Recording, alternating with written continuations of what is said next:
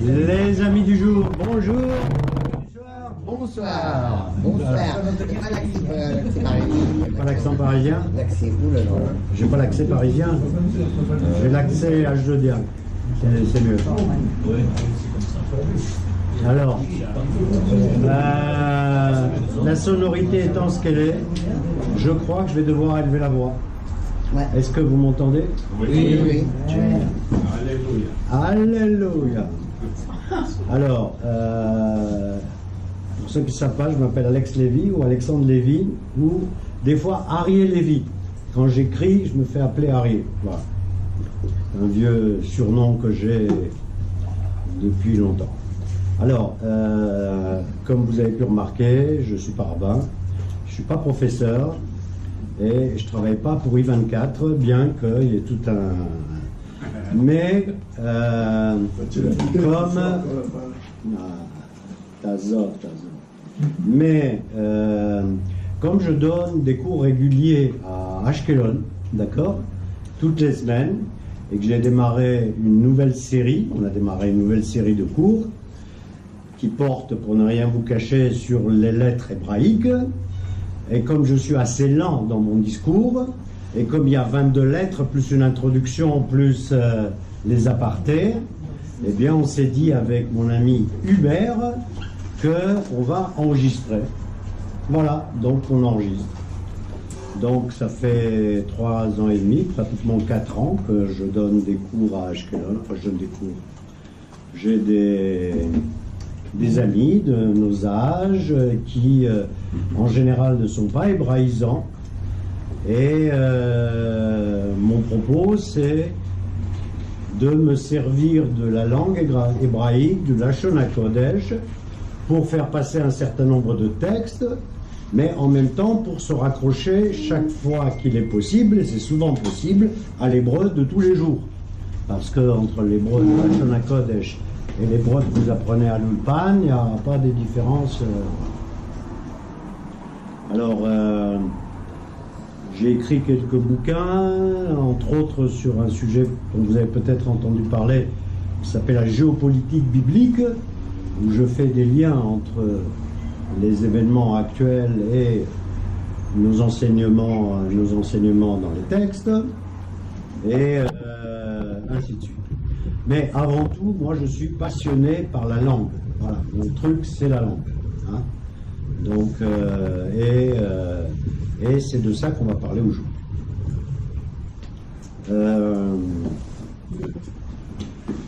J'ai trouvé par hasard à la librairie municipale d'Ashkelon, à la bibliothèque municipale d'Ashkelon, un livre très sympathique qui s'appelle Hatzofen. Hatzofen, ça veut dire le code. Alors je sais qu'il y a des hébraïsants ici. Je m'en excuse d'avance, il faut que je prenne le plus petit commun dénominateur, donc je m'adresse à ceux qui ne parlent pas très bien l'hébreu. Voilà. Donc Hatzofen, c'est le code.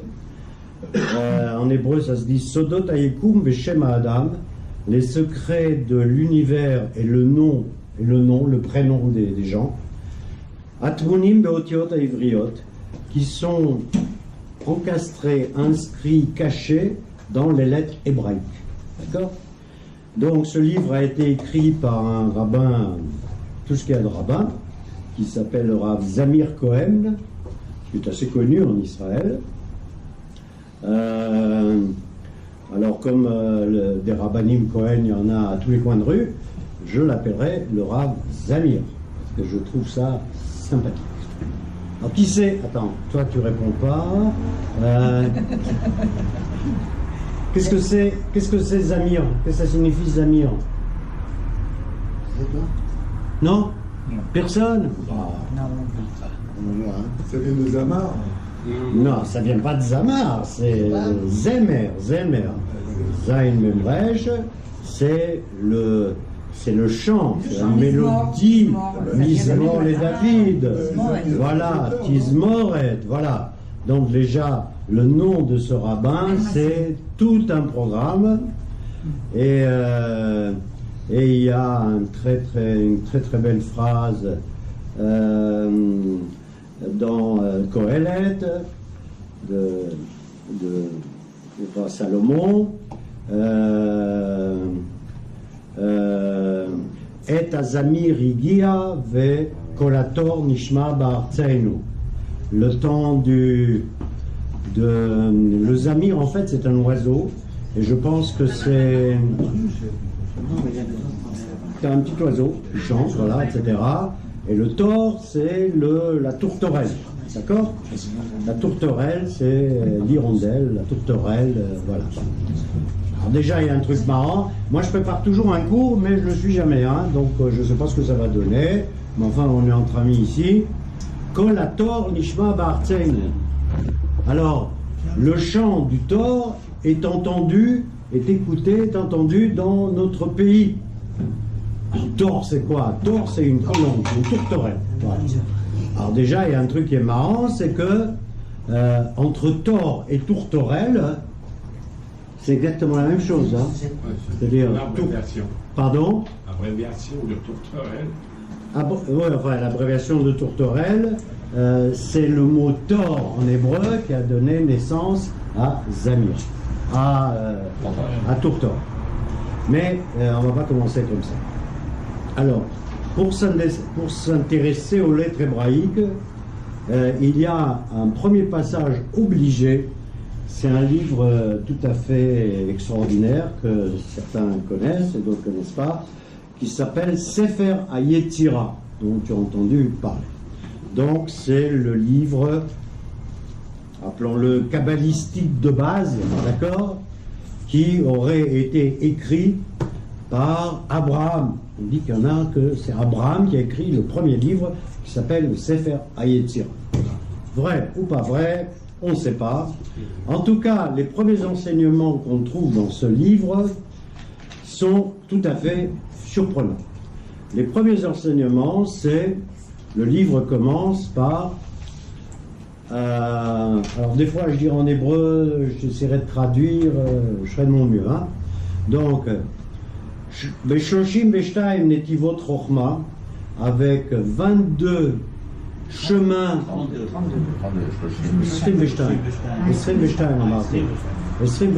Netivot Chochma, avec 22 chemins d'intelligence, vers Eser Sfirot et 10 Sfirot. Qui dit Sfirot dit nombre, hein, c'est Mispar. Hein, Sfirot vient de Mispar. D'accord? Ou plutôt Mispar vient de Sfirot. D'accord? Donc avec 22 lettres de l'alphabet, plus 10 nombres, le monde a été créé. Voilà. Bon. Donc ça, c'est un espèce de postulat de base qui nous enseigne depuis les temps immémoriaux que ce qui a contribué à la création du monde, c'est les 22 lettres de l'alphabet hébraïque. Et 10 nombres, 10 chiffres. 10 chiffres. Misparim, Sfirot. Et le Sefer HaYetzira continue, il dit Sefer Mispar ou hein? On va essayer de ne pas trop. Sefer, Sfar ou Sipur Haolam Nivra. Le monde a été créé par le Sefer, le livre, d'accord? Le livre, en fait, le Sefer HaYetzira développe longuement là-dedans. En fait, ce sont les lettres qui composent le livre. Sfar, l'ispor, en hébreu c'est compter, donc les nombres. Ou Sipur, c'est raconter une histoire.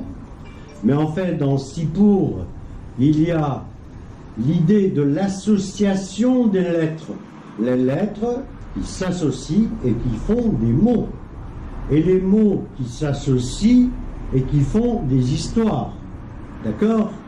Des histoires, toutes les histoires possibles et imaginables. D'accord? Bien. Dans le premier verset de Bereshit, quand on lit ce verset d'une certaine façon, Bereshit, bara, Elohim, il y en a pas, et Hashamayim va'aretz, va'aretz et atov va'or, chosh achab lelon, v'achol lelon, vayomer Elohim i or. Donc, et Dieu dit que la lumière soit. Donc en fait, la première action de Dieu, encore une fois, selon une certaine lecture de la Torah expliquée par Rashi, la première action de Hachem, c'est quoi? La lumière. Oui, c'est Dire. pas la création, Dire. c'est dire. Hachem dit, Hachem a parlé, que la lumière soit. Donc, le premier acte divin est un acte de parole. D'accord? Parole. Le monde a été créé, ça a été largement repris par tous nos amis chrétiens, c'est la parole divine. D'accord? Et la parole divine, c'est tout simplement le premier verbe Vayomer Elohim. Parce que quand vous regardez bien la phrase Bereshit bara Elohim, il n'y a pas de verbe. Enfin, il y a le verbe bara. D'accord? Donc, au début de la création. Alors, Rashi nous dit non, en fait, il ne faut pas dire les choses comme ça. Il faut dire au début de la création du monde, on ne dit pas Dieu a créé le monde. On dit au début de la création du monde, la terre était comme ci et comme ça, les cieux étaient comme ci et comme ça, le tohu-vavohu était comme ci et comme ça. Dieu dit. D'accord? Donc c'est le sipour. C'est le sipour. D'accord? C'est la parole. C'est le verbe. D'accord? Alors, c'est bien gentil tout ça, mais certains d'entre vous pourraient dire, moi je suis pas religieux, j'y crois pas en votre truc, hein, c'est les paroles de rabbin, hein, certains pourraient le dire. Oui, d'accord, mais pas forcément. Non, je dis, évidemment, si vous acceptez ce que je vous dis, au niveau du Sefer HaYetzira, au niveau du commentaire de Rashi, etc., vous me direz, je suis d'accord avec toi. Mais tout le monde n'est pas d'accord avec moi, d'accord? Et il y a beaucoup de gens qui sont éloignés de la Torah, etc. Pourquoi je vous dis ça? Pourquoi je fais ces transitions? Parce que il va falloir démontrer ça. Ce que je vous ai dit là a besoin de démonstration. D'accord? Si on se contente du Sefer HaYetzira qui dit Sefer Sfar ou Sipour, bon, t'es bien gentil, on n'était pas là pour le voir. Hein? D'accord? On n'était pas là pour le voir. Donc, prouve-le. D'accord? Donc, en fait, ce petit exposé va nous aider à mieux voir les preuves. D'accord? Mieux voir les preuves.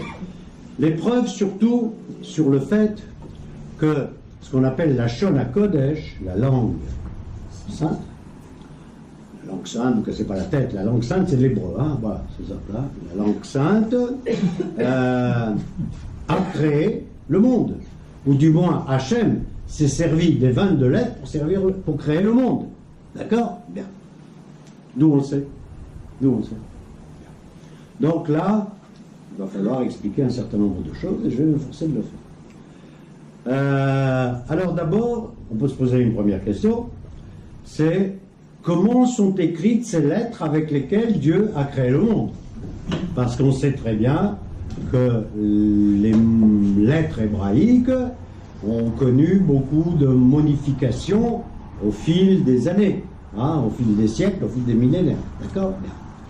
Sur ce point, nos chachamim sont tous d'accord. Tous d'accord, donc qui suis-je pour les contredire? Le monde a été créé par l'hébreu que vous lisez aujourd'hui, par les lettres qui paraissent aujourd'hui, c'est-à-dire ce qu'on appelle le Ktav Ivri Ameruba, l'écriture hébraïque carrée, d'accord?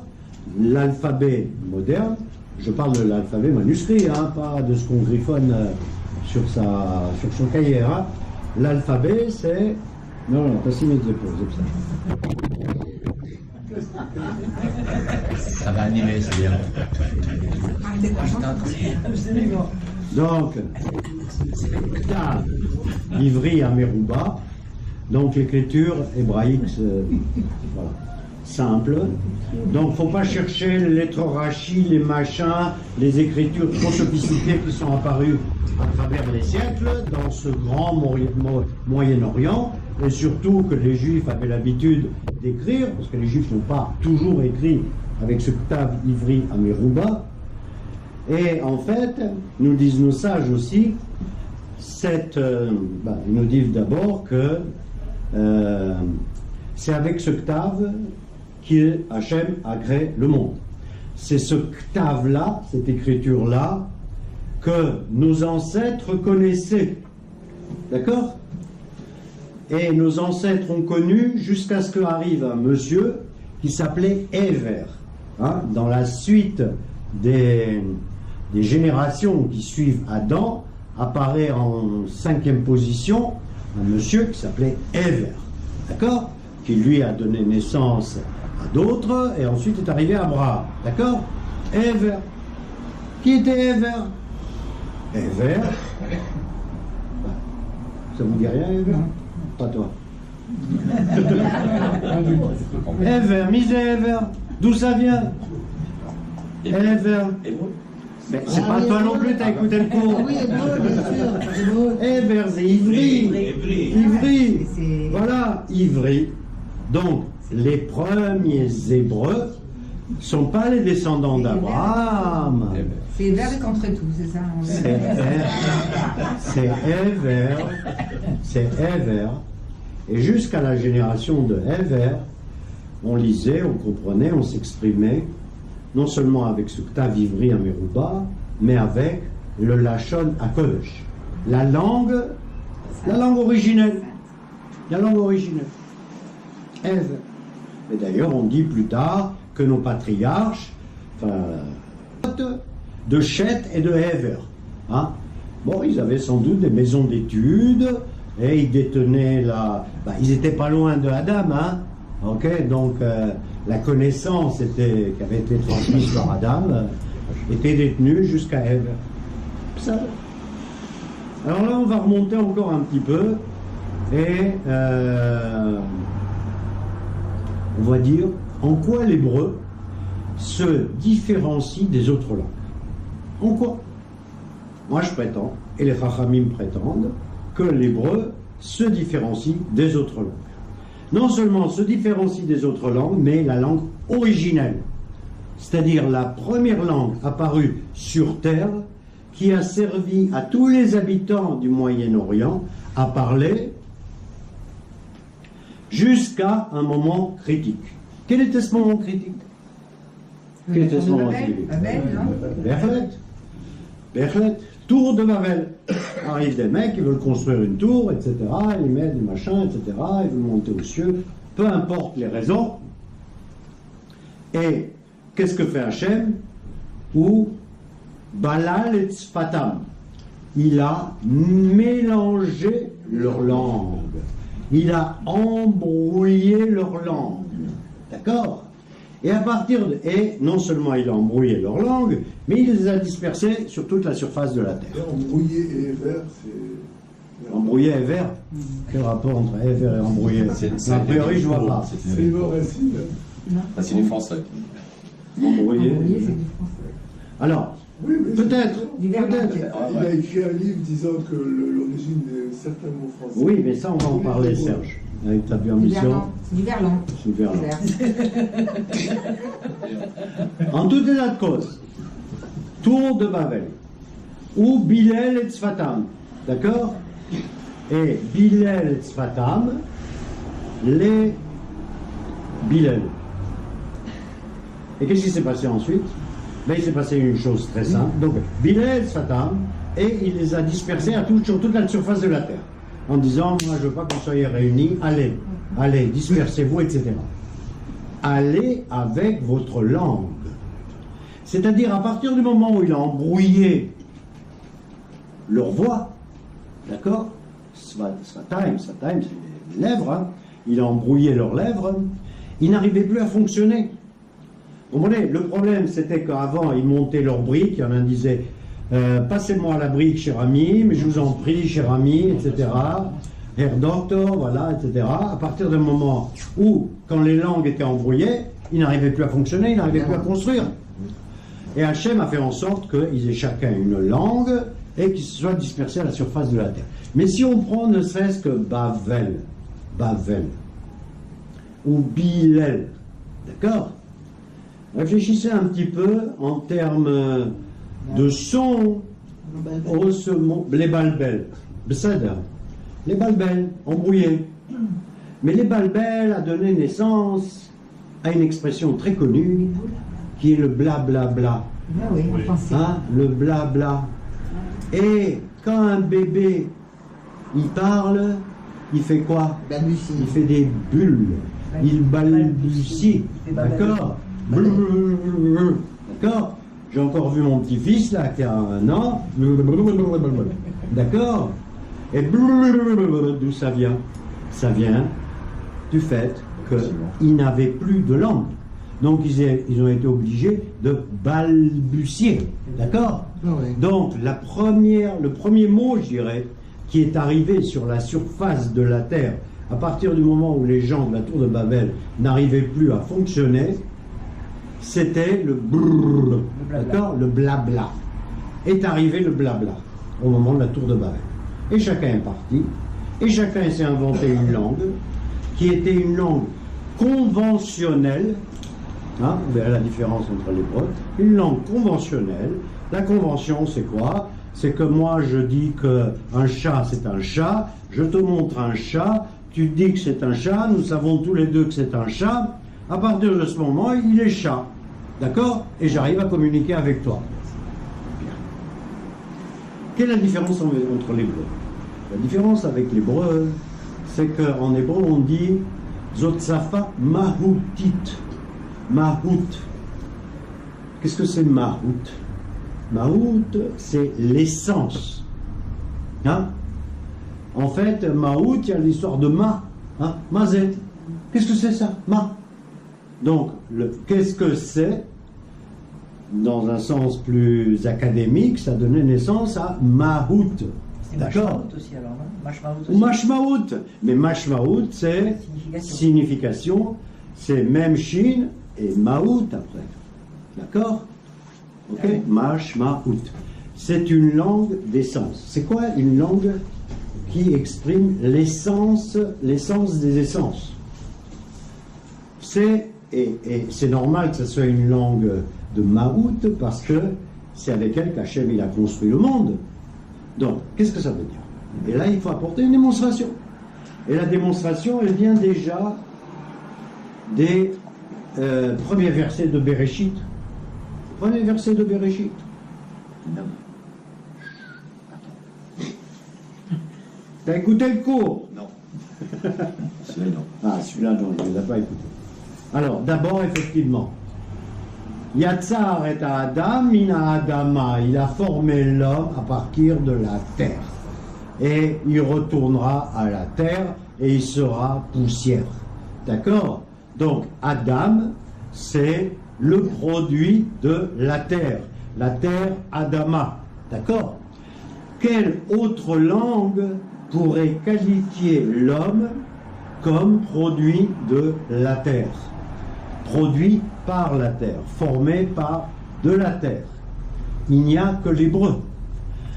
Alors, si vous êtes un peu féru de la Torah, de la Bible et des traductions bibliques, sachez que la meilleure traduction de la Bible en français, Vous savez qui c'est? Tu ne dis pas?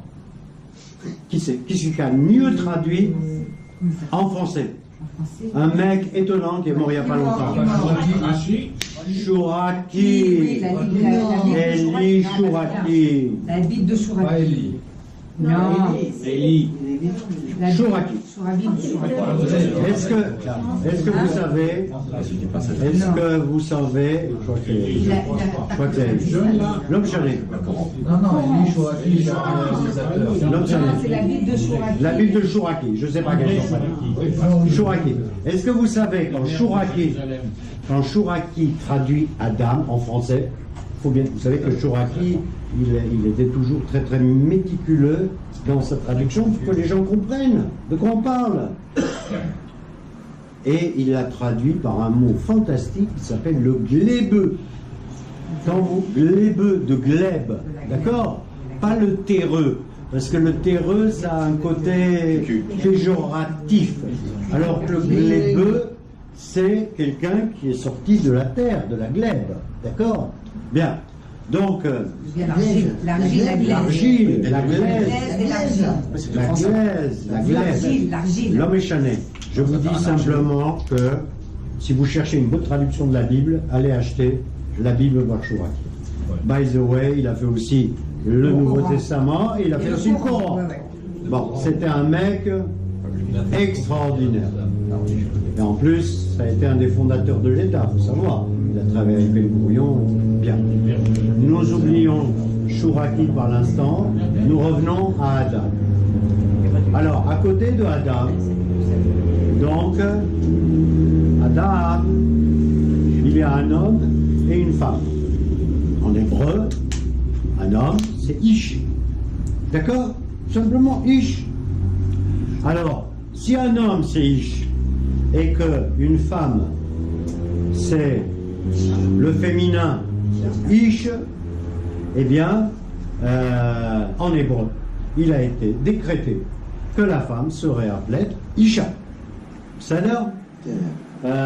trouvez-moi une autre langue dans laquelle on va pas dire en anglais men et menless, hein? Il n'y a aucune autre langue qui nous explique que homme et femme, ça appartient à la même entité. D'accord? Il y en a un Ish. L'anglais, quand même. Non. Man and Woman, ça veut dire autre chose, et woman, c'est au début. Woman, c'est au début. Ici, le Ish, c'est Isha. Alors, on peut se dire pourquoi Isha? Pourquoi Hachem a été obligé, ou Adam, non, Hachem, a été obligé d'ajouter le Hey. D'accord? Pourquoi le Hey? À Isha, il y a la dernière lettre de l'alphabet, c'est le Hey. D'accord? Or, nous, on sait, et ça fait partie de l'enseignement de Rav Zamir et de bien d'autres, qu'en hébreu, le Hey, ça induit et ça introduit la féminité. D'accord? La lettre Hey, c'est une lettre qui nous parle de la féminité. La meilleure preuve, c'est qu'on prend tous les mots en hébreu, on ajoute un Hey à la fin, et on obtient un mot au féminin. Trouvez-moi des exemples. Ouais. Talmid. Talmid, Talmida, Moré, Mora, Et Chicha. Isha, Chavera. La lettre E, on ne va pas avoir le temps vraiment de l'étudier à fond aujourd'hui, qui est une lettre magnifique. C'est une lettre qui véhicule la féminité. Donc on a besoin de cette lettre E pour passer de masculin au féminin. Oui, madame. Mais on n'a pas ça chez les animaux. Kelef Kalba. Oui, bien sûr. Kelef Kalba. Bien sûr. Khatoul, Khatoula. Sousa. La féminité a besoin de la lettre E. C'est d'ailleurs Alors, pour ça que on a... Sarah s'est retrouvée avec un H. D'accord, si vous voulez que... Voilà, ok. Donc, on sait très bien... On sait très bien. Je ne vais pas vous raconter ce midrash parce que vous le connaissez. C'est qu'au début, vous savez que notre grand ancêtre s'appelait Avram, d'accord? Avram, ça veut dire quoi?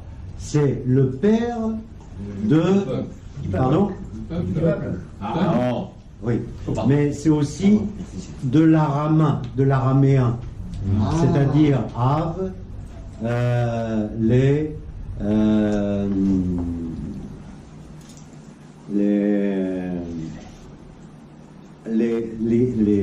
araméens, Av, les Ram, d'accord?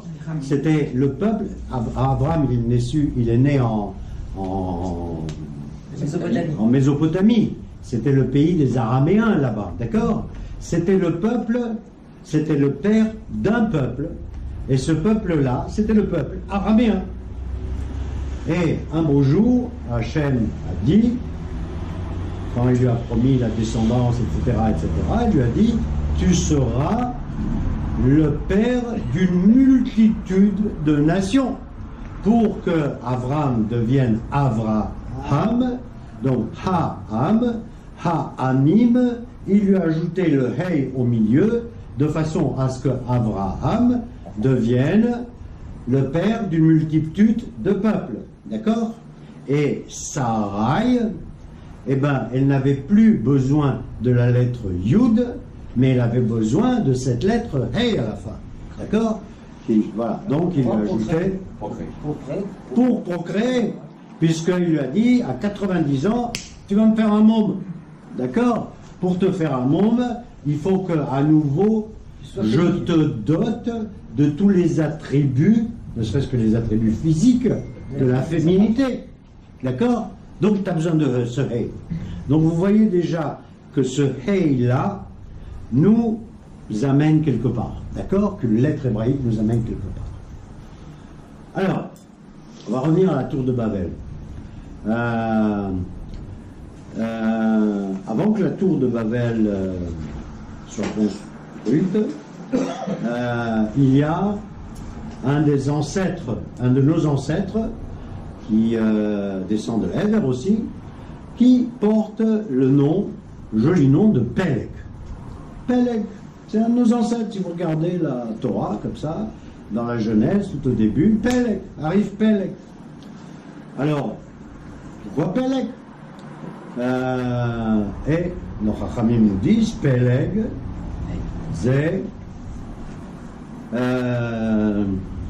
c'est divisé. Ici, divisé, Peleg. Tomer? Piloug. Division. D'accord? Division. Et Beruach HaKodesh, le père de Peleg, il sait que à l'époque de son fils, Niflega Haaretz, la terre fut divisée. Mais le mot Peleg, encore une fois, hein, le nom Peleg, c'est même pas un mot. Il y a un verbe, Niflega, Pilou. On dit aussi Miflaga chez nous, hein? Miflaga, c'est quoi Miflaga? Parti politique. C'est quoi un parti politique? C'est plein de monde. Non, c'est plein de monde qui sont pas d'accord avec la Miflaga d'à côté. D'accord? Donc, les Miflagotes, c'est l'antagonisme. Hein? C'est l'antagonisme, c'est le pilou. D'accord? Donc, le simple mot Peleg te fait voir que dans notre histoire, on sait ce qui va, puisque son père dit, à ton époque, mon fils, la terre sera divisée. D'accord? Donc la terre sera divisée, et c'est pour ça que tu t'appelleras Peleg, parce qu'à ton époque, il y aura Piloug. Cette tour de Babel va exploser, et les gens vont être renvoyés sur toute la surface de la terre. Bon, on va faire vite, parce qu'il y a beaucoup de choses, à dire. Alors, très rapidement, j'ai essayé de vous démontrer qu'est-ce que ça signifie la langue de l'essence. Et je peux vous dire qu'on peut prendre plein de mots, et voir qu'en fait, ce qu'ils veulent dire est la réalité de la chose. Par exemple, quand Hachem dit à Adam, écoute Adam, toi tu es né le 6e jour, mais avant toi, j'ai créé des poissons. Hein. Et avant toi, j'ai créé des animaux, d'accord? Ils sont créés. À charge pour toi de les nommer, de leur trouver un nom. D'accord? C'est une mission qu'on accorde à Adam de trouver le nom d'un animal. Comme ça remonte à l'origine des temps, d'accord? Le nom qu'il donne à cet animal sera le nom de cet animal pour l'éternité. Maintenant, vous me direz, bon, le nom de cet animal pour l'éternité, mais quand je dis, je sais pas moi, quand je dis Khatoul, je dis pas chat, d'accord? Je dis pas chat. Eh ben, oui et non. C'est sûr que je dis pas chat. Mais Khatoul, Khatoul, je veux dire Khatoul,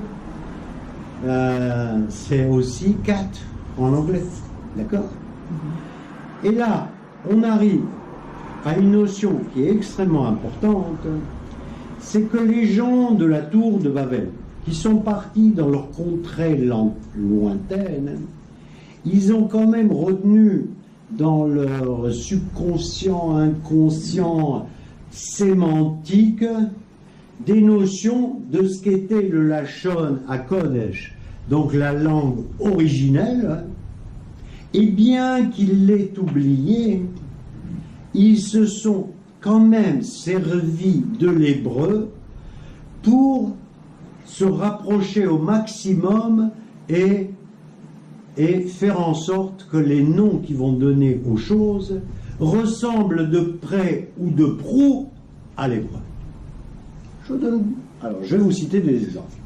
Alors, je vous ai apporté plusieurs livres ici qui n'ont l'intérêt que d'être vus.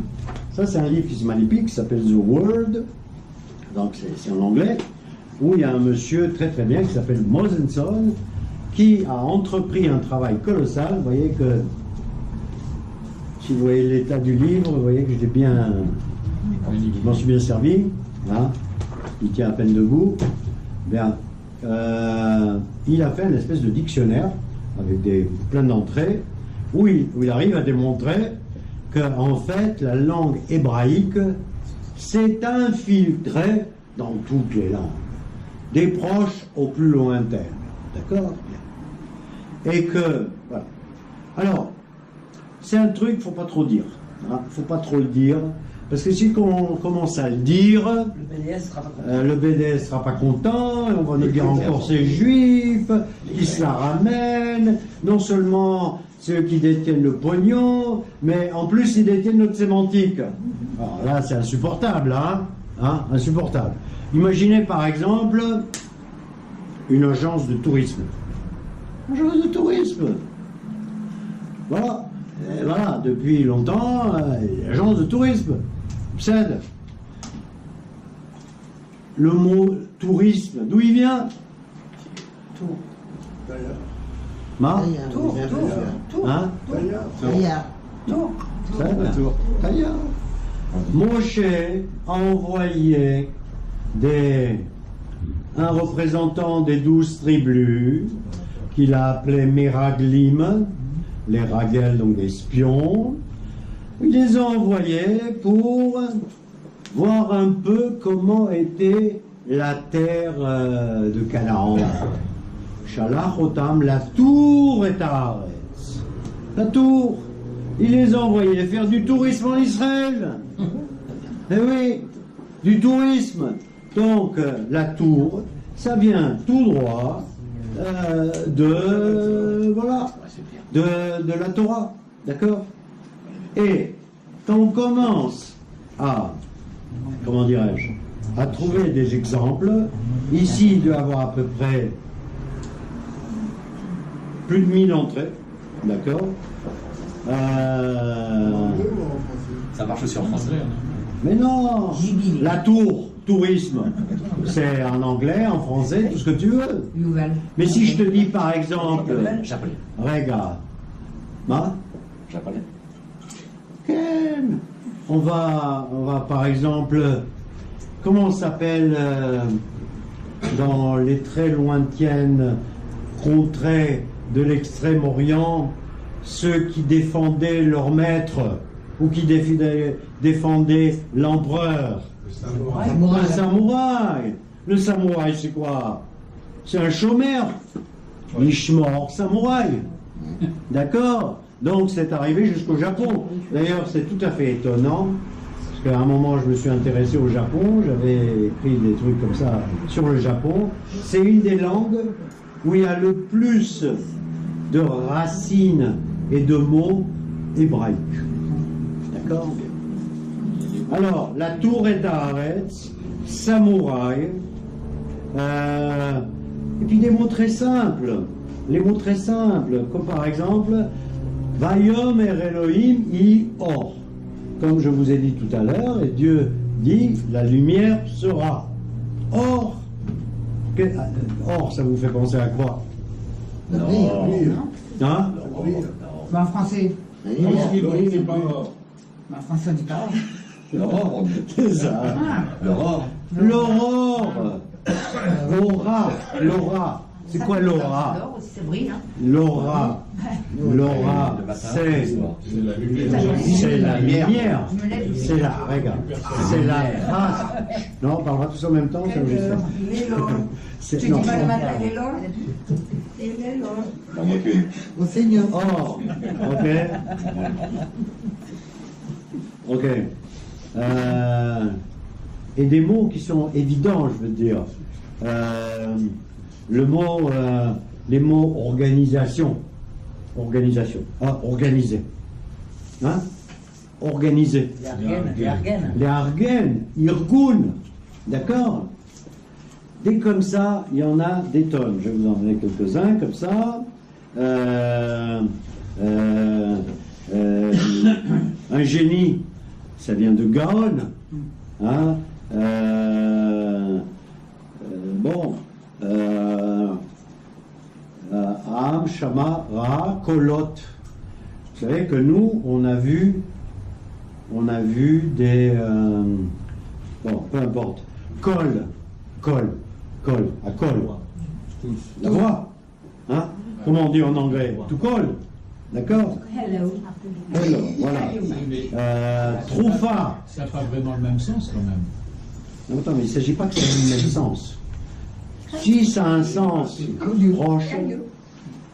sens proche, j'ai dit tout à l'heure qu'ils sont partis avec Am, Shama, Kolot, Ra, Brakim, ou l'inverse, peu importe. Le mot de kol, Kolot, hein, c'est les voix. Quand tu parles, tu kol, c'est appeler quelqu'un. Quand tu appelles quelqu'un, il y a la voix qui est là. Il ne s'agit pas qu'il y ait le même sens. Je n'ai jamais dit que ça avait le même sens. J'ai dit qu'il y avait des proximités sémantiques. D'accord? Par exemple, quand je te dis le mot alternative, un mot compliqué, d'accord? Le mot alternative, en hébreu, il y a un verbe et un mot. C'est native en hébreu, je l'ai utilisé d'ailleurs tout à l'heure, Esrim Veshtaim Netivot Rochma, par 22 chemins, d'accord? Native en hébreu, c'est un chemin, c'est une voie, d'accord? Netivim Bader. Netivim Bader, Le latin, native. donc, ça. Ouais, C'est pareil, le latin, il y a. c'est pareil, le latin, c'est ça qui a donné naissance actuelle, etc. Au français, à l'hébreu. Et en fait, il ne faut même pas s'intéresser au latin. Ce qui est beaucoup plus intéressant, c'est le grec. D'accord? Bien. Alter, les alters, altar. Altar, c'est trouver comme ça par hasard. Trouver une autre voie. Une alternative. C'est quoi une alternative? C'est ça. Trouver une autre voie. C'est ça. C'est-à-dire que ce n'est pas toujours lié au mot en soi. C'est souvent les mots dans d'autres langues sont liés à des idées que véhiculent les mots en hébreu. D'accord? À des idées que véhiculent les mots en hébreu. Par exemple, on a trouvé le mot agronomie, agronome, nom grec à l'origine. D'accord? Super agronomie. Mais comment on dit un paysan en hébreu? Ikar. Raclay. Non, on dit Ikar. Icare. Ikar. Ikar. Ikar. Donc entre Ikar, agro, etc., souvent il faut savoir Un peu tordu, hein. que les mots en hébreu, le K devient G dans notre langue. Le K devient G. Ok? Les mots en hébreu, l'alphabet hébraïque, il y a beaucoup de consonances qu'il n'a pas. Il n'a pas le G et il n'a pas le J. Le J en hébreu n'existe pas. D'accord? Donc souvent, dans les mots, dans les autres langues, on se sert du J ou d'autres mots adjacents. Hein? Tu ne peux pas dire adjacent en hébreu, hein? Etc., etc. Alors, on ne va pas citer tout ça, mais... C'est pour ça que les jésuites étudient l'hébreu. Absolument, absolument. C'est très important ce que tu dis. Moi, je me souviens d'une couverture du Figaro Magazine il y a plus de 20 ans, avec le pape en couverture. C'était Jean-Paul II à l'époque, et il avait un livre de Teilim dans la main. Et à l'époque, il n'y avait pas de Photoshop. Et on voyait que c'était écrit en hébreu. Sauf que c'était exceptionnel. Paris Match s'est débrouillé pour gommer. Non, c'était Figaro Magazine. Figaro Magazine. Non, on ne gommait pas du tout. C'était pas gommé du tout. Justement. On voyait très bien. Il y a eu ça a été retouché. Le Teilim, etc. Non, je l'ai vu moi. Excuse-moi Annie. Ouais, je vais couper là. J'ai pris une loupe. Je me souviens très très bien. Je me dis c'est quoi ce machin? Il dit le pape. Qu'est-ce qu'il dit le pape? Il dit les psaumes en hébreu. Et j'ai eu besoin d'une loupe pour voir qu'il y avait le taf et le hey et un petit bout de yud. Donc en fait, le pape lisait les Teilim en hébreu. Alors il faut savoir qu'à une certaine époque, les grands pontes de l'Église, mais seulement comment dirais-je, soit les érudits, c'est-à-dire soit les moines, soit les ordres érudits comme les jésuites, étaient obligés, pour faire partie d'un ordre, d'apprendre évidemment le grec et le latin, et l'hébreu aussi. Alors, cette tradition-là, elle a été reportée à l'Église protestante. Moi, j'ai trouvé chez moi, dans ma bibliothèque, un livre que possédait mon père, Zichrono Livracha, un livre qui parle la même chose que The Word. C'est un pasteur hollandais, d'accord, ou anglais, qui parle avec un anglais d'il y a 2 siècles à peu près, qui nous explique en quoi le Lachon est à Kodesh ou Shoresh est l'origine des langues.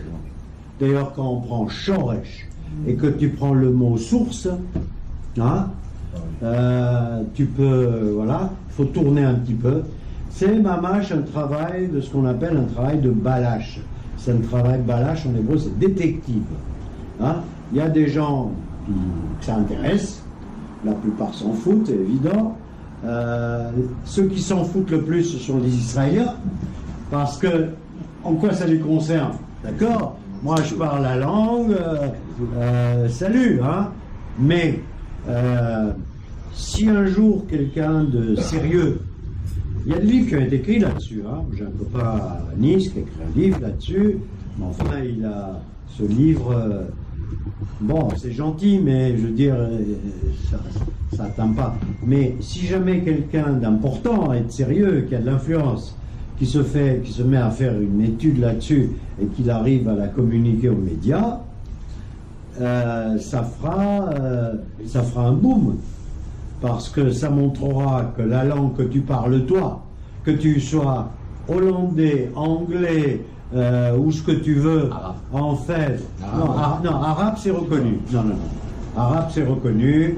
D'ailleurs, dans l'arabe étant une langue très ancienne, l'arabe se rattache à l'araméen, d'accord? Se rattache à l'araméen, nous nous rattachons à l'araméen aussi. Qu'est-ce qu'on dit, nous? Les langues sémitiques. Oui, c'est les langues sémitiques qui circulent dans ce Moyen-Orient immense depuis 5-6 000 ans, d'accord? Et il y a des variantes. Il n'y a pas que l'araméen, il y a le chaldéen, etc. etc. Il faut savoir, par exemple, quand on lit le Tanakh d'une façon approfondie, et quand on arrive, je ne sais pas, au livre de Daniel, un hébraïsant ne peut pas lire le livre de Daniel. Le livre de Daniel, il est incompréhensible. C'est pas l'hébreu.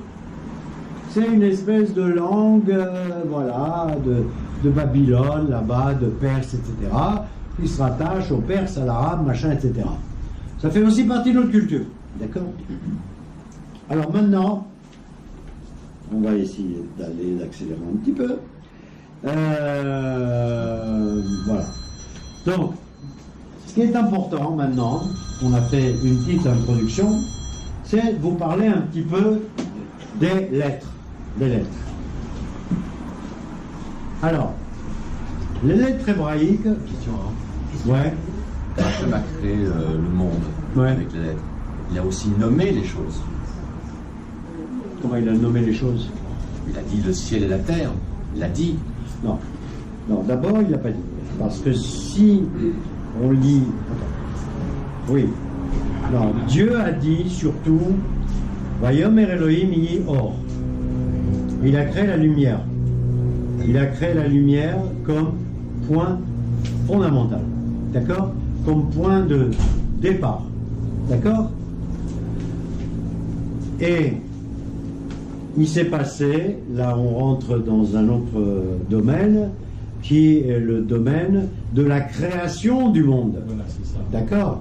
On rentre dans le domaine de la création du monde, qui est un thème en soi, qui n'a pas de rapport avec ce que je traite aujourd'hui. Il n'empêche que quand on parle de la création du monde, on parle de la lumière originale qui est allée en se démultipliant. Et on arrive aux notions de Big Bang. D'accord?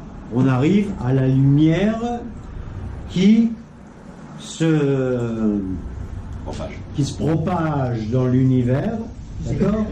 Qui se propage dans l'univers, etc., etc. Donc on arrive à des rapports entre la physique et la création. Il y a des tas de livres qui ont été écrits là-dessus, entre la science et la Torah et des choses comme ça. Ok? Mais Hachem, il a fait quoi?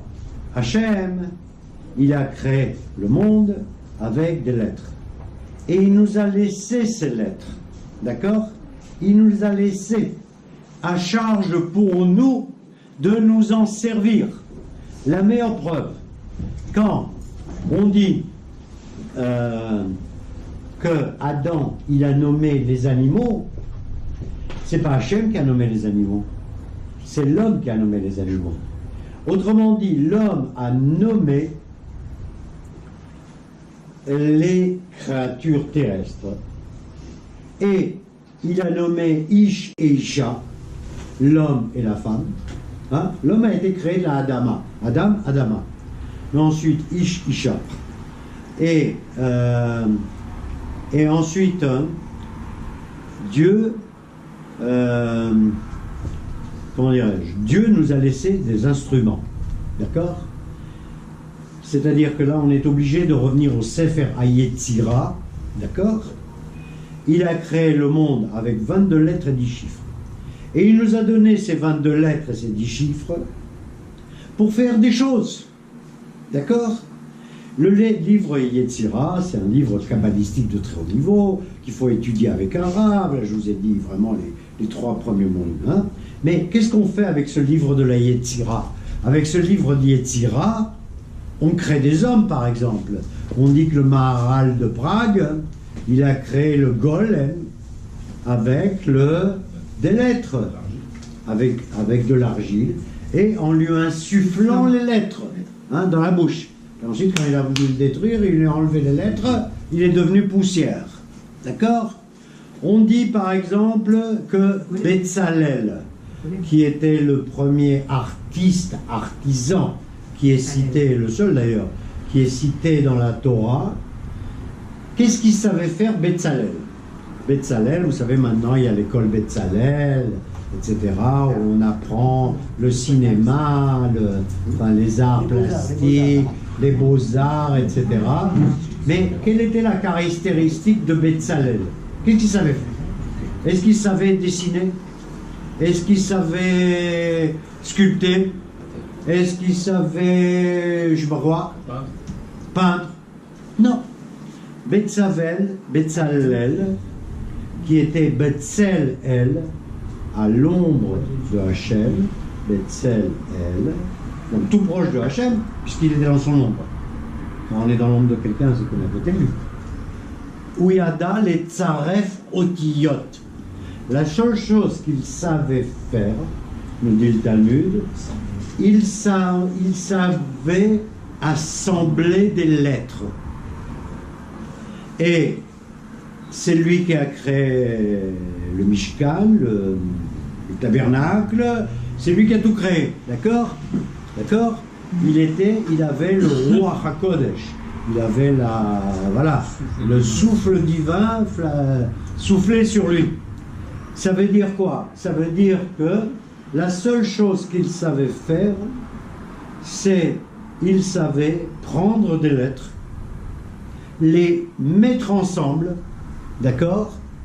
Et dire par exemple, je vais prendre un mauvais exemple, et je sais pas, il a dit voilà, Ze Bait. Ça c'est une maison. Bait. Parce que il a pris le Bet, il a pris le Yud, il a pris le Taf, et il a fait une maison. D'accord? Donc en fait, est-ce que c'est Hachem ou est-ce que ce sont les hommes qui ont créé grâce aux outils, lettres et chiffres aussi? Pas oublier, hein, les chiffres, on ne peut pas en parler aujourd'hui, pas le temps. Et grâce aux chiffres, les chiffres c'est un truc fondamental, hein. Bon, puisqu'encore une fois, souvenez au moins Sefer, Sfar, Sipour. C'est les trucs les plus importants. Sefer, livre, lettre, Sfar, compter, Sipour, raconter. D'accord? Avec ces trois choses qui viennent de Samer Pei Resh, ok? Eh bien, Hachem, il a tout créé, mais il n'est pas évident, c'est pas marqué que Hachem, il les a nommés. On a l'impression que c'est nous qui les avons nommés. Parce qu'il n'y a pas de raison pour qu'on ait nommé les animaux et qu'on n'ait pas nommé les outils. Comment est-ce qu'on aurait nommé? D'accord? Les lettres et les chiffres. Il nous a donné les lettres et les chiffres. Mais en les nommant ou pas? Non, il nous les a donnés. C'est-à-dire d'une façon... je ne sais pas comment il les a donnés. Hein. Il a... Non, enfin, d'abord il a créé, la notion de création. Par exemple, le Sefer à Yetzira, le mot Yetzira, c'est pas le Sefer à Bria. Hein, vous savez qu'il y a différents niveaux, pas entrer dans le truc kabbalistique, mais je veux dire, il y a différents niveaux sur un plan kabbalistique, et Bria vient avant Yetzira. C'est-à-dire Bria est plus haut en termes des sphirotes que Yetzira. Mais Yetzira, ça veut dire quoi? C'est faire à Yetzira. Les Yatzer. C'est les Yatzer. Non, c'est pas dessiné.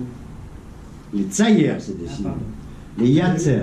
Fabriqué. C'est fabriquer, produire. Fabriquer. Les Yatzer, c'est faire une forme. D'accord? Donc Hachem, il a fait en sorte de créer son univers, d'abord de le créer, ce qu'on appelle Yesh Mi'ain, c'est-à-dire ce qu'on appelle en français, on appelle ça Yesh Mi'ain,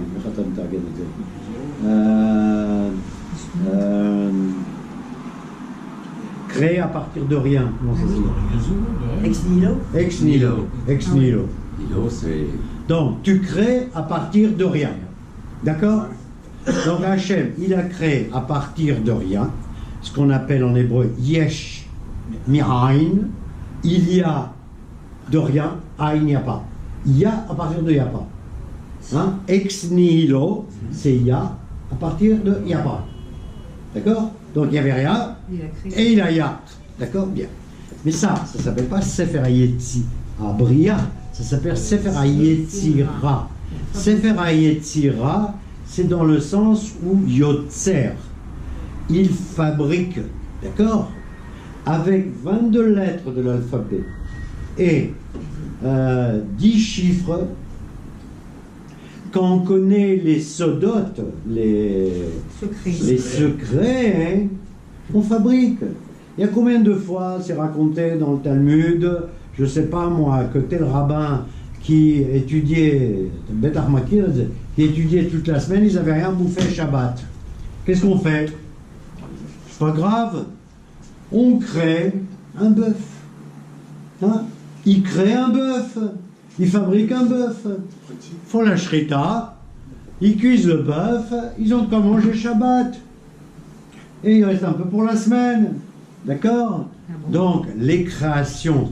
Mais il n'y avait pas de congé la cuisinière avec et tout. Mais il le salait, mon pote. Il le salait. Quand c'est salé, c'est bon. Ils en faisaient des petits. Ils faisaient des petits bœufs comme Quoi? ça, individuels. Oui, je vais parler du livre. Avec un tambour. D'accord, bien. Alors, ma femme m'a dit que je suis trop long. Bon, bref, peu importe.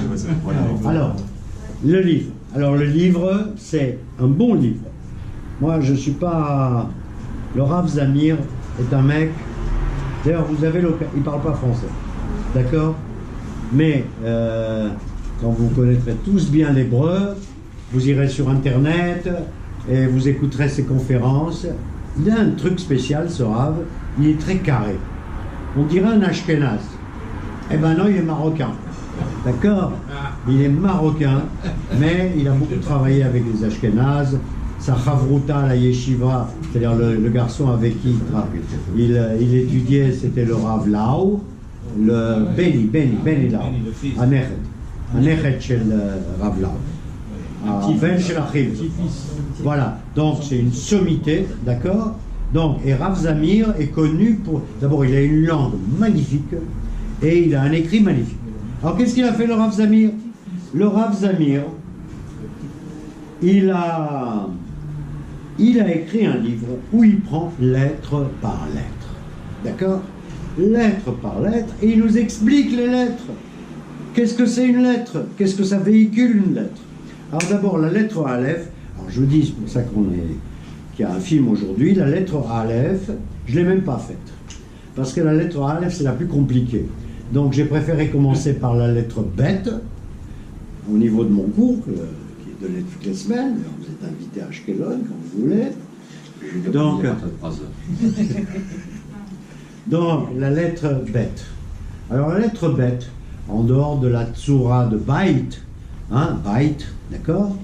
Elle est une lettre magnifique. C'est une lettre magnifique. C'est la deuxième lettre de l'alphabet. Donc, on n'est pas là pour faire la gematria, mais on sait que Bet, c'est 2. Hein, puisque c'est la deuxième lettre. Il ne faut pas sortir de Saint-Cyr. Voilà, Bet. Alors, Bet, d'abord, Bet véhicule, le 2 véhicule quoi? Véhicule déjà le grand nombre. Parce que le Aleph, c'est l'unicité absolue. C'est Hachem, Aleph, 1. Il n'y a pas d'autre 1. El Odechad Bilvado. Il n'y a pas d'autre que lui. Lui, c'est 1. D'accord? Hachem Echad. Alors, un livre, la lettre bête. À la limite, Dieu aurait pu dire, avec la lettre bête, ça suffit. La meilleure preuve, je sais que j'ai 2 informaticiens là, ils se démerdent très très bien avec le 0 et le 1. Mais c'est pas la peine de créer d'autres lettres. Donc ça crée la multiplicité. C'est le, comment dirais-je, c'est le coup d'envoi des grands nombres. D'accord? 2, c'est déjà un grand nombre. Première idée. Deuxième idée, qui dit grand nombre, dit que j'ai le choix entre ça et ça. J'ai le choix entre blanc ou noir. J'ai le choix entre pair ou impair. D'accord? Donc, en fait, la lettre bête, c'est bein les bein. Hein? En hébreu, on dit benzel et benze. Entre ça et ça. Mais la lettre bête, c'est aussi la machloket, la division. Parce qu'à partir du moment où tu as le chiffre 2, par définition, et surtout chez nous, le 1 n'est jamais d'accord avec le 2. D'accord? A n'est jamais d'accord avec le B. La meilleure preuve, ils sont sur une île déserte, ils se construisent chacun leur synagogue. Et une à laquelle ils vont jamais. Vous connaissez cette blague? Oui. D'accord? Bien. Ok? Bien. Donc, voilà. Donc, c'est la notion de marque-lopette. Donc, une lettre, ça veut dire quoi? Je prends l'exemple de la lettre bête, on dira 3 mots sur la lettre guillemets. Bien. C'est que chaque lettre, elle a un sens positif et un sens négatif. Elle a un sens positif dans la lettre, dans la mesure où, par exemple, dans la lettre bête, c'est Siman Bracha. D'accord? C'est Siman Bracha. C'est la bénédiction. Pourquoi les chrétiens, ils ont pris le mot bénédiction? Parce qu'il y a Bracha. Vous voyez, c'est la même idée. Bénédiction et Bracha, ça veut pas dire la même chose. Enfin, si, ça veut dire exactement la même chose. Bon, on ne dit pas, bon, bénédiction, Bracha. Je suis sûr que si on creuse un tout petit peu, on trouve le point commun sur un plan sémantique et linguistique entre bracha et bénédiction. Bien. Donc c'est siman bracha. Mais c'est siman aussi borerut, c'est-à-dire que c'est une lettre qui te demande à, comment dirais-je, à analyser. À partir du moment où tu as plusieurs nombres, où tu as passé le sens du 1, tu arrives au 2, tu as le devoir de, comment les varer, borer, de vérifier. D'ailleurs, les varer, vérifier, à la réflexion, ça a la même sonorité. Sauf que le bet est remplacé par V. Le B et le V, c'est exactement la même chose. Hein. D'accord? Les varer, vérifier, birour, vérification. Voilà, je vous en ai trouvé une autre à laquelle j'avais jamais pensé. Bien. Donc, la lettre bet, siman bracha. Ça veut dire quoi? Ça veut dire que dans chaque lettre est inclus à la fois le bien et le mal. D'accord? Et qu'il est important quand par exemple on donne un nom à un enfant de ne pas se gourer au niveau du nom. D'accord? J'ai pas le temps de parler du nom, mais ce livre-là, il aborde largement les noms qu'on donne à quelqu'un. Aussi bien les noms que la nécessité à un certain moment, si quelqu'un n'est pas très bien dans son corps ou dans sa tête, de lui changer le nom. D'accord? Donc c'est quoi un changement de nom? Est-ce que vous auriez l'idée, par exemple, je sais pas moi, si on est grec ou arabe ou machin, d'aller changer un nom? On ne change pas un nom. D'accord? Ça veut dire que une lettre qu'on introduit, en général il ne s'agit pas de changer les noms, les rabbins changent rarement des noms, mais ils introduisent des lettres, ils rajoutent des lettres qui changent le sens, comme a fait Hachem avec Sarah, qui était incapable de les valaides, il était incapable d'enfanter, il lui ajoute un hey et yallah, et elle a un gosse à 90 ans. D'accord? Donc, c'est la même idée. C'est la même idée. D'accord? Donc, il faut être très zahir, il faut être très précautionneux. Attention, Annie, il y a un truc en bas quand on nomme un enfant. Bon. Alors, la lettre bête, Siman Bracha, Siman Ribouille. Ribouille, ça veut dire multiplication, mais Siman aussi division. Parce que qui dit 2, tu dis que le 2 est divisible. Le 2 est c'est 2 boules, tu peux les diviser en 2. D'accord? Bien. Ensuite arrive la lettre Gimel. D'accord? La lettre Gimel. La lettre Gimel a plusieurs particularités. La lettre Gimel, bon, je passe très vite, hein, la lettre Gimel, d'abord, qu'est-ce qu'est la lettre Gimel? Par rapport aux autres lettres? Elle. Hein? Et- Non, Gimel, Gimel. Comment elle est la lettre Gimel? C'est quoi sa gueule, la lettre Gimel? Elle a une queue. C'est un verbe. Elle a une queue. Ou elle a une patte. Non, Elle repose sur quelque chose. elle repose sur quelque chose. Elle a deux jambes. D'accord? Elle a les deux pieds sur terre. Et elle a la tête où? Dans le ciel. La lettre Gimel, elle est Gdola. Elle a une tête de plus que les autres lettres. Gadol, la lettre Gimel, a donné naissance à Gadol, qui a donné naissance à Grand, etc., etc. D'accord? Bien. La lettre Gimel, quelle est la signification quand on prend Gimel au niveau comment dirais-je, du Shoresh? Gimel, c'est Gimel même Lavet, d'accord? Et en hébreu, c'est Gamal, d'accord? Alors évidemment, Gamal, ça, chameau, ça, ok, bon, le chameau, il est grand, et ok, Gimel. Mais c'est pas ça le plus intéressant. Ce qui est le plus intéressant, c'est Mazé Gomel. Gomel, en hébreu, ça veut dire Zelachon Netina. Ça, c'est donné. C'est donné, on dit Gomel Chassadim. Ligmol Chesed. Hachem Gomel Chassadim Tovim Le'amo Israël. Hachem nous donne du Chesed, de la bonté. Enfin, Chesed, ça ne veut pas dire exactement bonté, mais il nous fait du bien. D'accord? Donc, de la même façon que Hachem, il est Gomel Chesed, eh bien, nous aussi, dans le sens de Gomel, dans le sens de donner, eh bien, il faut qu'on donne à celui qui en a moins que nous. D'accord? Qui est dépourvu. Et là, tu prends la lettre Gimel, qui avance toujours vers la gauche, parce que l'alphabet hébraïque, il va vers la gauche, et la lettre Gimel, elle se dirige vers quoi? Vers quoi elle dirige la lettre Gimel? Dalet. Dans la lettre Dalet, évidemment. La lettre Gimel, elle est comme ça, voilà, et elle marche. Elle va vers la lettre Dalet. Mazé Dal, Dalet en hébreu, en dehors de Dalet. Porte, beseder. Aval Dal. Dal en hébreu, c'est comme Ani. C'est comme le pauvre. D'accord? Dalout. Dalout, c'est la pauvreté. D'accord?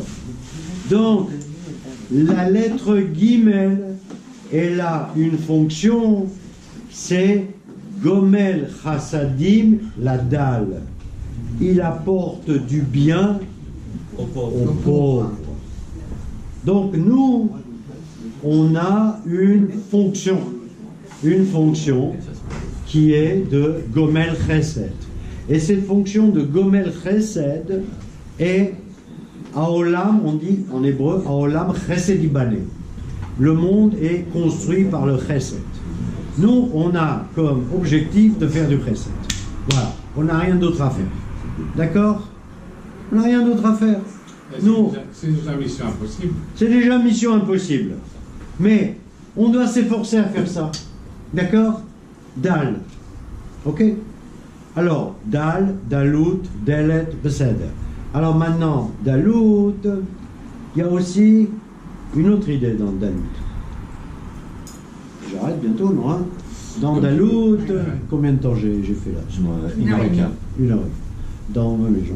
Alors, Dalout, la lettre Dalet, vous prenez la lettre Dalet. La lettre Dalet, qu'est-ce qu'elle a cette lettre Dalet de particulier au niveau de la forme simple? La lettre Dalet, en haut, il y a un toit comme ça. D'ailleurs, quand on regarde bien la lettre, en fait, c'est un Vav. C'est un Vav allongé. D'accord? Et ce Vav allongé, il y a un autre Vav qui le coupe à peu près aux deux tiers du Vav d'en haut. D'accord? Et ça fait un triangle rectangle. Mais le triangle rectangle, il ne va pas jusqu'au bout. D'accord? Il ne va pas jusqu'au bout. Il y a un petit tchouk-tchik là. Hein. Alors, c'est quoi ce petit tchouk-tchik?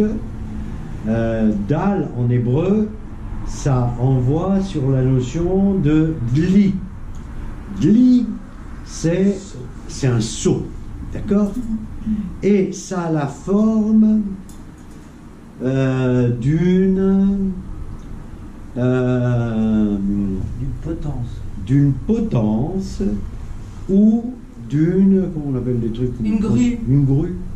C'est une grue. La grue, ça n'a pas été inventé aujourd'hui. Hein. La grue, c'est quoi? C'est dans les puits, d'accord? Tu lances un dli au fond, tu lances, tu creuses le puits d'abord, hein, du boulot. Hein. Bon, Yaakov Avinu, Yitzhak Avinu, Abraham, qui s'est battu avec, voilà, pour l'histoire de puits, non pas avec Bercheva. Donc, voilà. Donc le dli descend et le dal, le dli, il a une fonction de tu montes, tu descends. D'accord? Donc dans la notion de dalet, on ne va pas rentrer dans la notion de daloui, de dalout, etc. À la fois, tu peux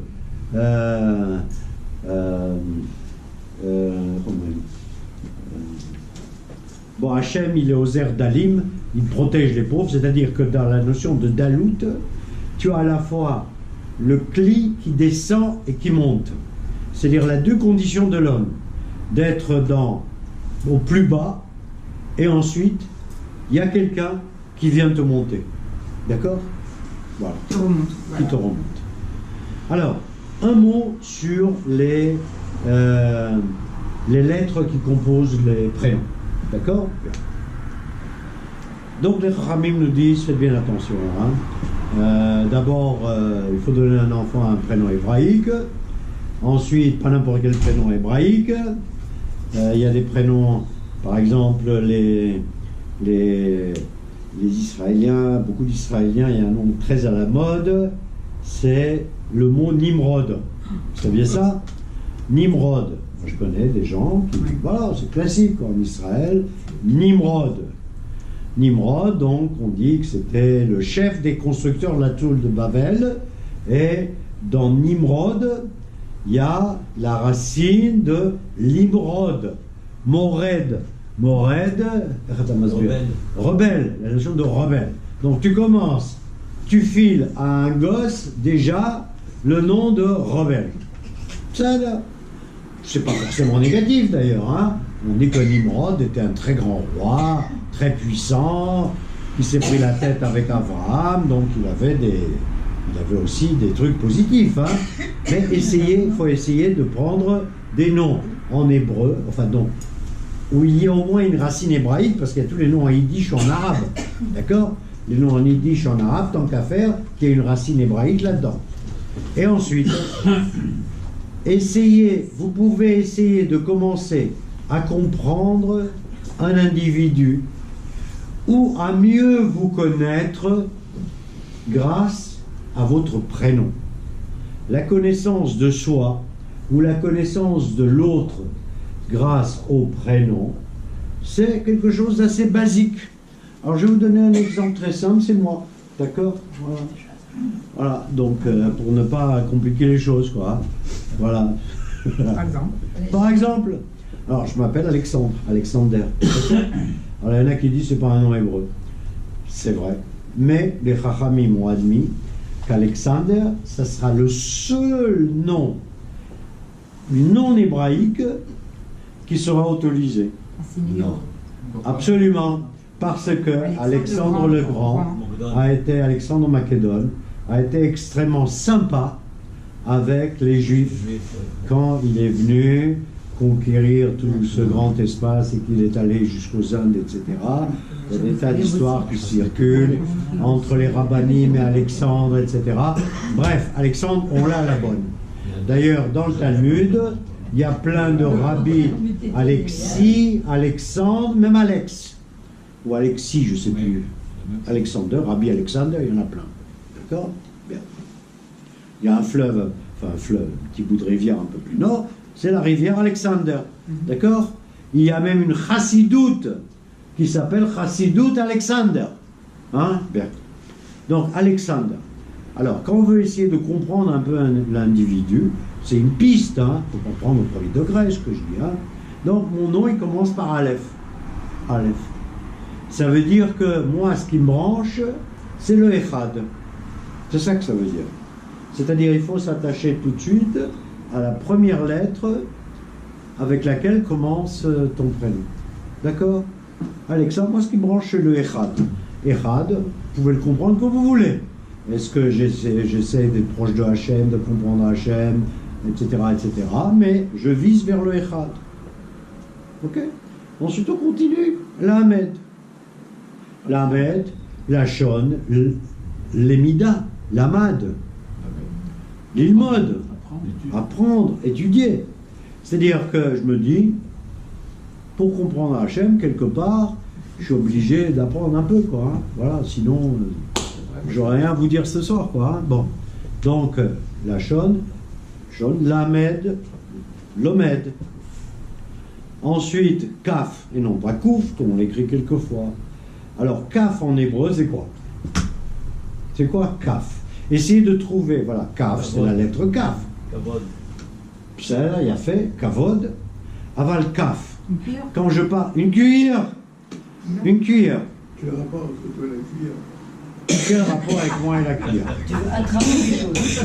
Kaf avant tout, la première cuillère qui a été donnée à l'homme, c'est Kaf Ayad. Familiale. La cuillère, c'est ça, la cuillère. Non, Kaf. Kaf. C'est ça, Kaf. Ouais. C'est la main en forme de cuillère. Ah oui. Tu vois? C'est Kaf. Quand on dit Kaf Ayad, c'est ça. Le premier instrument, la tête Kafot. L'homme de Beral Kafot, évidemment, on peut donner les Kafot aussi. Ça fait partie de ce que peut faire le Kaf Ayad. Mais le Kaf Ayad, ça, non. Là, non, le Kaf Ayad, il ne creuse pas, ou met Kofef. Les Kofef. Les Kofef, c'est plier, c'est, comment dirais-je, c'est prendre quelque chose et lui changer sa forme. Quel est le premier instrument dont ont disposé les hommes et dont on dispose les singes? Les mains, les mains. La paume de la main. Avec quoi nos ancêtres, ils ont appris à, je sais pas, à faire des silex qui faisaient du feu, qui faisaient de l'électricité, qui fabriquaient des fusées. Ils ont commencé avec Kaf Yad, d'accord? Donc en fait, la notion de Kaf, la grande idée, enfin, il y en a beaucoup d'idées, mais la grande idée qui est dans la lettre Kaf, c'est la Shon Lekofef, c'est-à-dire la Shon fabriquée. Lekofef Machéou, prendre quelque chose. Donc, si je suis logique avec cette progression, donc Aleph c'est le but, Lamed c'est un des moyens, c'est-à-dire les modes, et Kaf que des lassos Machéou, pour faire quelque chose. Les Kofef, d'accord? Voilà. Un exemple des trois. Voilà, les trois lettres. Voilà. La racine Alors, de ton Et le nom. reste, Non. et le reste, parler d'Ati, ça a été mal interprété. c'est rare. Parce qu'ils tendent tous la main, les Dati. Écoute, moi je vais te dire un truc, mon pote. Les datis, il y en a beaucoup. C'est une autre humour, hein, il faut pas. Il y en a beaucoup. Tu serais bien content d'avoir le centième de ce qu'ils possèdent, hein? Justement. Ah oui. D'accord. Justement. Ok. Donc, les datis, c'est pas toujours ça, non. Kaf, c'est les kofef. C'est prendre, c'est fabriquer. Les kofef macho que des lassos tsura. C'est-à-dire, c'est la notion de yeleyatser, fabriquer quelque chose. Autrement dit, si je suis attaché à Hachem et si je ne fais qu'étudier, ben j'ai qu'à rentrer dans un, je sais pas moi, dans un kollel, par mon âge ils ne me prendront plus, dans une yeshiva, etc. Ça ne m'intéresse pas. Ce qui m'intéresse, c'est effectivement d'étudier, mais pour pouvoir écrire, ou pour pouvoir parler avec des gens sympas, etc. Ok? Et on peut prendre le même prénom, enfin votre prénom, et si vous connaissez un peu le sens des lettres, se livrer au même exercice. Alors pour terminer, on raconte que, ça c'est marqué dans le Zohar, mais c'est repris aussi ailleurs, c'est que, en fait, le mystère d'un individu figure sur son front. Et les 22 lettres de l'alphabet figurent sur le front.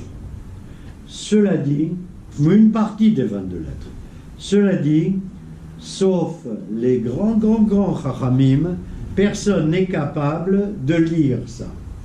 Alors on dit que, vous savez, le Harizal, qui a vécu à Tzfat au XVIe siècle, qui a renouvelé toute la Kabbalah, il avait un talmide qui s'appelait Rabbi Chaim Vital, qui en fait a tout écrit pour lui, qui a écrit.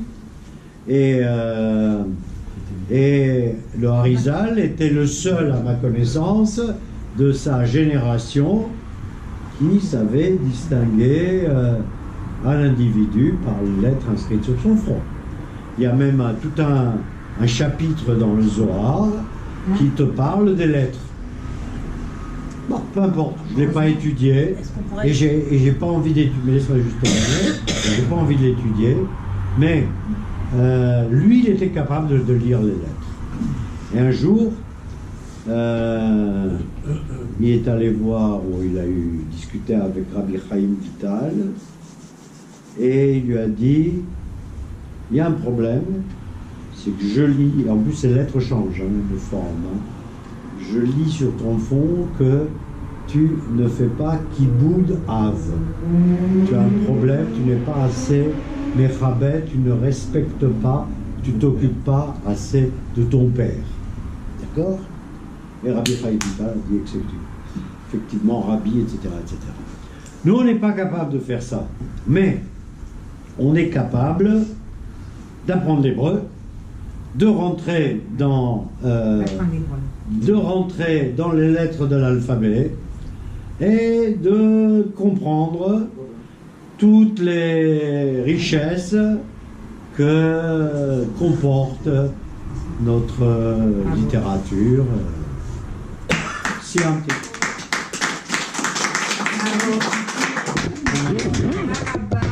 Et voilà, je vous invite, j'espère que vous avez un petit creux, parce que voilà. Allez, bravo. Bon, c'est pas trop hermétique.